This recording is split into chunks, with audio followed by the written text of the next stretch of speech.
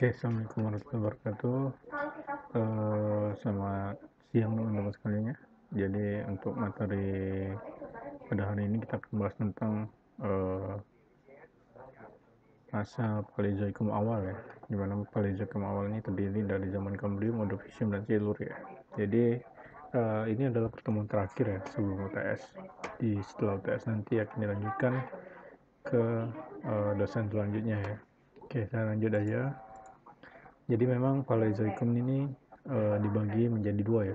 Ada Paleozoikum awal dan juga ada Paleozoikum akhir ya. Di mana Paleozoikum awal ini terdiri dari Silur, Ordovisium, dan Kambrium ya.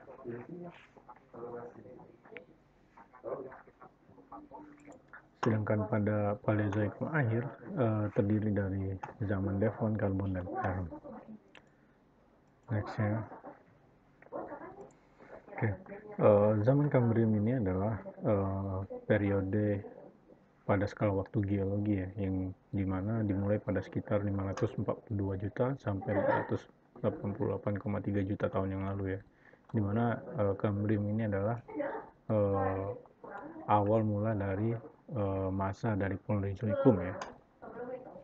Nah, pada zaman ini ya muncul pertama kali binatang yang berkulit keras ya pada sejarah geologi ya, dan juga pada zaman Kambrium ini terjadi atau terbentuknya superkontinen ya yang kita kenal dengan Pangea. Lalu selanjutnya zaman Ordovisium ya. Zaman Ordovisium ini berlangsung sekitar 485 sampai 443 juta tahun yang lalu ya.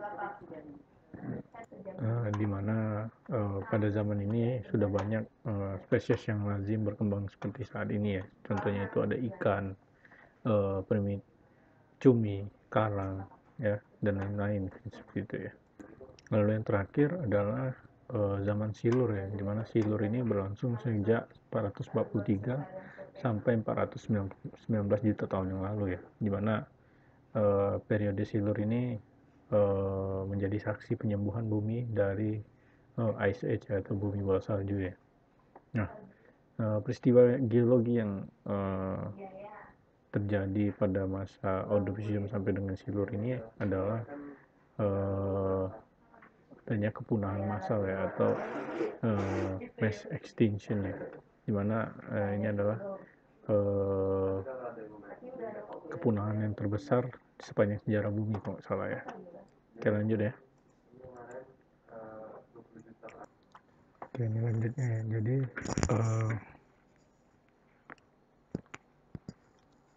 Kambrium ini berasal dari kata Cambria atau Kimbria ya, dimana Cambria ini adalah nama klasik untuk Wales ya, yang merupakan tempat tinggal dari suku Ket ya pada zaman Julius Caesar ya. Nah, Wales ini adalah wilayah asal batuan dari zaman Kambrium ini pertama kali dipelajari ya. Jadi singkapan pada zaman Kambrium ini pertama kali ditemukan di Wales ya. Nah, di sini dapat kita lihat perbedaan antara Kambrium dan zaman Prakambrium ya. Di sini pada Kambrium ini fosilnya ini nyata dan melimpah ya. Hal ini dikarenakan pada zaman Kambrium ini mulai hidup pertama kali makhluk hidup berkulit keras ya, sehingga fosilnya ini banyak terdapat di batuan-batuan yang berumur Kambrium ya. Sedangkan pada zaman Prakambrium fosil ini tidak nyata ya. Hal ini dikarenakan binatang yang hidup pada zaman Prakambrium ini memiliki tubuh yang lunak ya, sehingga tidak memiliki bagian tubuh yang keras, sehingga fosil yang ditinggalkan ini sangat jarang dijumpai ya. Yang tersisa hanya jejak-jejaknya saja. Itu ya. Oke, lanjut.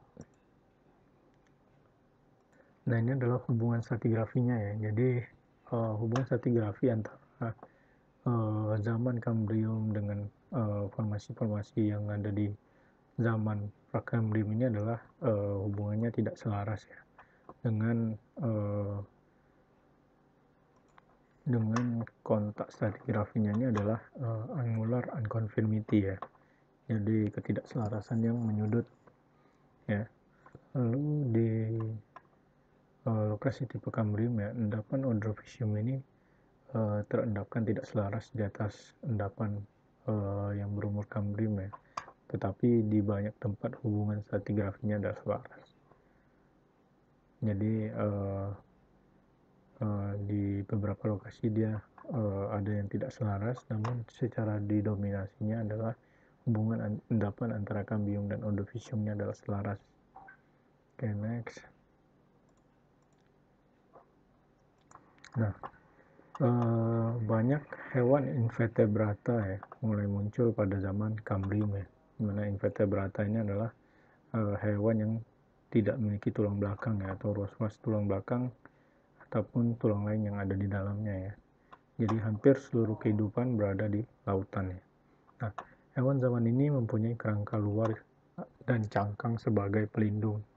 Nah, fosil yang umum dijumpai dan penyebarannya luas adalah alga, cacing, spons, koral, moluska, echinodermata, brachiopoda, dan arthropoda berupa trilobita ya.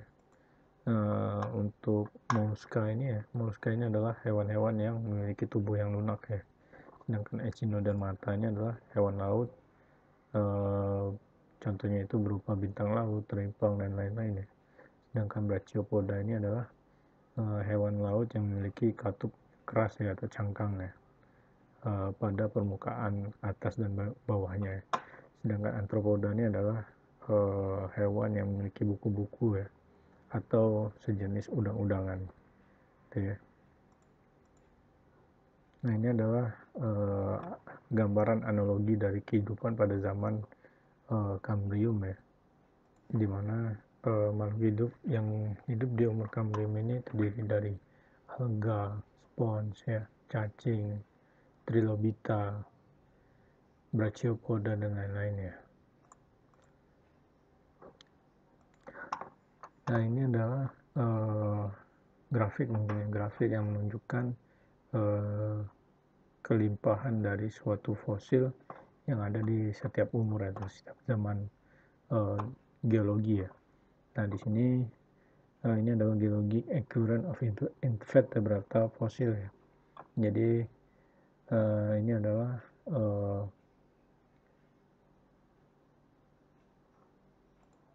kejadian geologis dari fosil invertebrata ya. The width of the area indicate the relative of abundance ya. Jadi semakin lebar area yang merah ini ya, maka menandakan kehadiran fosilnya ini semakin melimpah seperti itu ya. Nah, di sini sebelah kiri ini adalah fosil protozoa ya. Lalu ini adalah fosil sponge, dia rata ya, dari mulai Prakambrium sampai dengan Caenozoikum ya. Lalu ini adalah koral ya. Lalu yang ini adalah Brachiopoda, ini adalah Bilozoa, ini adalah Mollusca, ini Arthropoda, dan ini adalah starfish ya. Jadi bisa kita lihat ya kelimpahan dari fosil invertebrata ini ya, dimana Mollusca ini paling besar di Caenozoikum ya, di tersier mungkin. Oke, lanjut.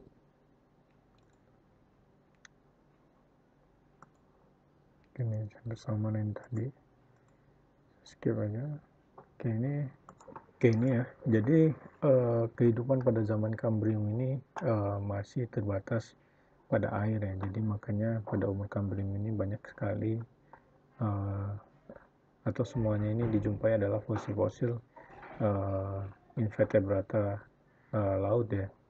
Nah, dapat kita lihat di depan ini adalah makhluk hidup yang hidup di umur Cambrium ya, dimana nomor satu ini adalah trilobita ya, dimana trilobita ini merupakan fosil penunjuk ya pada umur Cambrium ya. Lalu yang kedua ini mungkin Brachiopoda ya. Lalu yang ketiga ini adalah Mollusca, eee